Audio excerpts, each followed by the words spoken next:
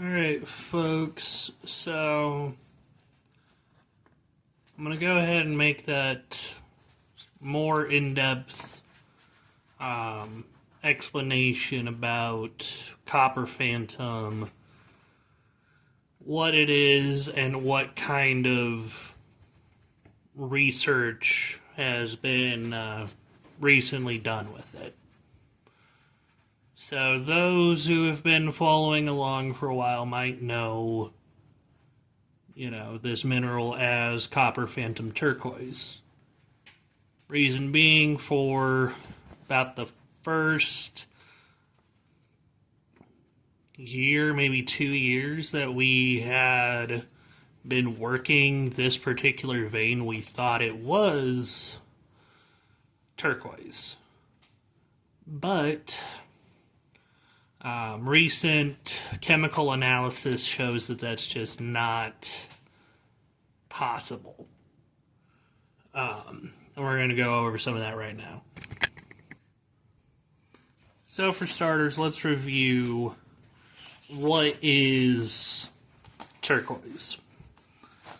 And for references, all of this information is taken from the MINDAT website, which is then subsequently sourced from the IMA itself. So, turquoise, by definition, is a copper aluminum phosphate hydroxide. That is what it is. And we can consider its key characteristic to be this phosphate group. Chrysocolla, on the other hand, is a copper alumina silicate hydroxide. And we can consider its, characteristic, chemical signature to be the silica group here. And then looking at a more unrelated mineral at the mine, we have chalcanthite, which is copper sulfate pentahydrate, in which our big chemical signature would be the sulfate group. Currently, what we've determined for Copper Phantom is that it is a chlorosilicate. Now, mind you, this chemical formula here is a work in progress, but its big chemical isolator is this chloride. It has chlorine in it. And if we look at the actual spectroscopy results, we can see that there's between about 3 and 8% chlorine per sample, in addition to silica, which, yes, chrysocolla is a silicate, but what's interesting is typically with chrysocolla, this amount of silica will be closer to 30 to 60%, not 3. We do have some aluminum, and as much as, and another reason why I don't like that work in progress chemical formula here is upon further review, this carbon is probably not entirely a testing artifact. So when they're doing this spectroscopy stuff, they will use some carbon tape to kind of affix the samples to the apparatus and stuff. But looking at some of the other mineral types I had tested, their artifact was closer to about 5%, and Copper Phantom has, on average, about 10 to 15, which, in hindsight, does make me think that it's got a pretty strong presence of carbon. Because if we look at a get the camera to focus again. another specimen here. This one had way higher carbon. About the same silica. This one tested really low on chlorine, but if you look over here, it's got a 26.1% error reading, so this is probably not super duper accurate. And then, as always, copper is a dominant signature, both because there's, the extreme amount of native metal that anyone who's worked with copper phantom has definitely, seen, and, part of what gives it its beauty. But here's another one, high copper, high chlorine, and you can see on this one that chlorine error is only a 4.2. Now, this one has a kind of a weird reading here of potassium, but again, that's a high error reading, so that could be something else.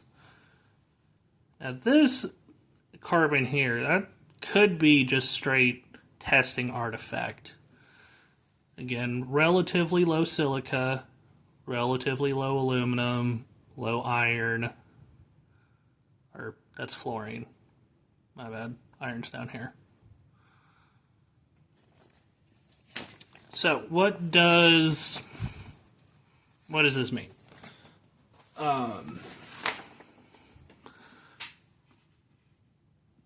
So as of right now, if we take that copper chlorosilicate carbonate chemistry, that does not match anything under the IMA chemically. Does that mean it's a new mineral? Possibly.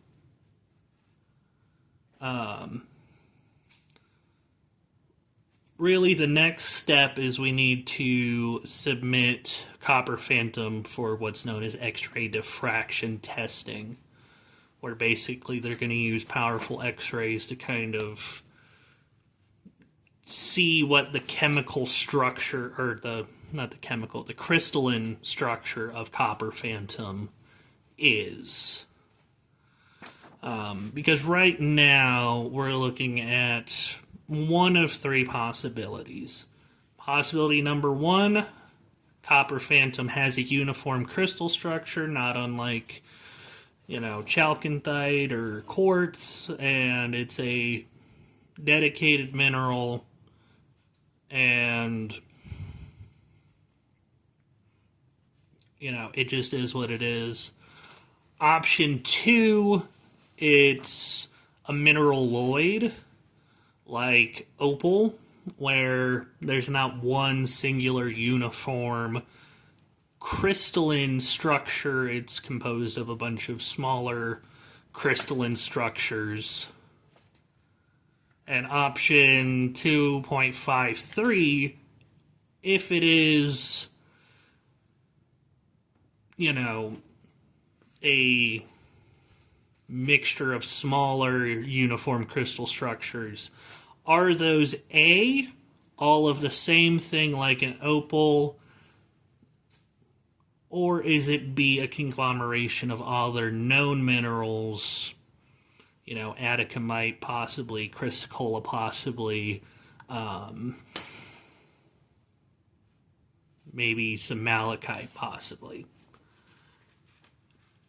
That is potentially an option. Personally, I don't think it's that last one, just because of how Copper Phantom presents sometimes. So, looking at this little nugget here, we can see that it's got that native copper core to it. But the exterior here, minus, the little bits of white matrix stuck here, this is all one very uniform color, feel.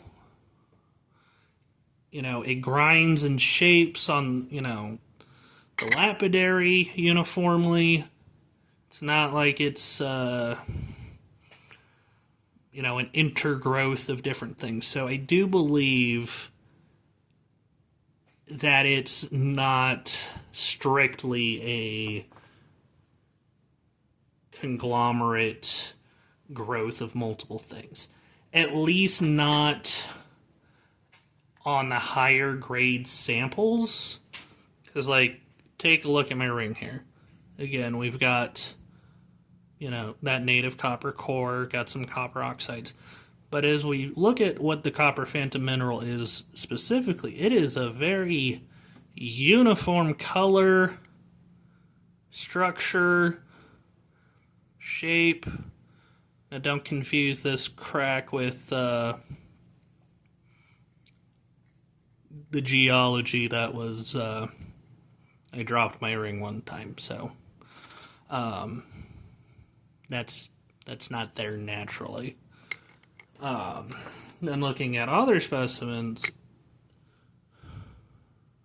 we see the same thing. It's a very uniform color intermixed with that native copper and obviously some copper oxides, like you got that red cuprite in there. And overall, it makes for a very pretty, focus, gorgeous little gemstone. And, in case anyone was wondering, I have never had to stabilize a single piece of copper phantom. Every piece is golden straight out of the ground. Now, these lower grade pieces, where they're kind of more intermixed with that white matrix, they look like they could be a little bit more hodgepodgey, but really I think it's just, focus, it's just that matrix kind of washes out the color along the boundary planes. Because again, if you look in the areas where it's not very disturbed, again, it's pretty uniform. And piece to piece, we have a pretty narrow bridge of shades here, ranging from kind of a more traditional turquoisey to a little bit more lighter blue to a little bit more green.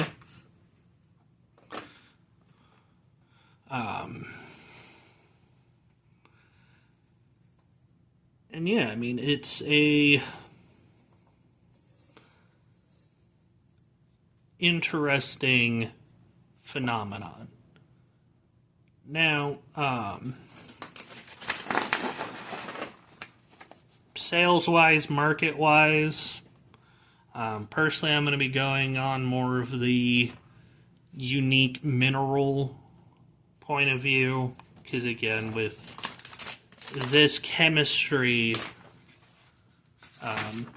just remember how I was saying that turquoise, its big chemical signature is phosphorus, that phosphate group.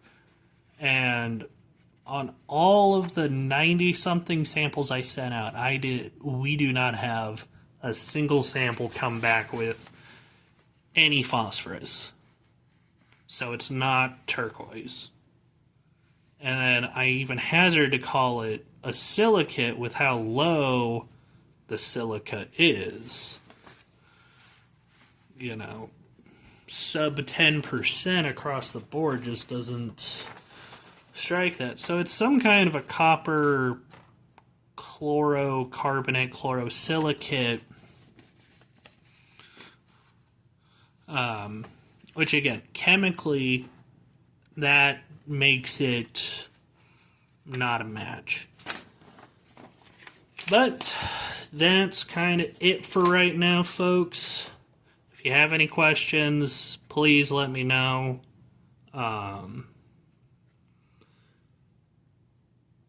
As far as opportunities to come out and talk to me in person, next hardline anything is going to be the London Bridge Swap Meet in Lake Havasu City starting in October. I will be there at least once a month for the majority of the season, assuming all goes well. Otherwise, hit me up on the Facebook page, YouTube channel. Facebook page has my phone number, got Messenger on there. Yeah, let me know.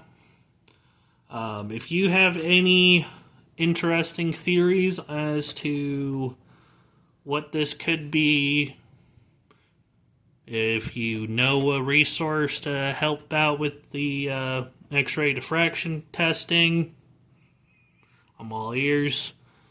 But, yeah, thanks for checking in, guys, and see you on the next one.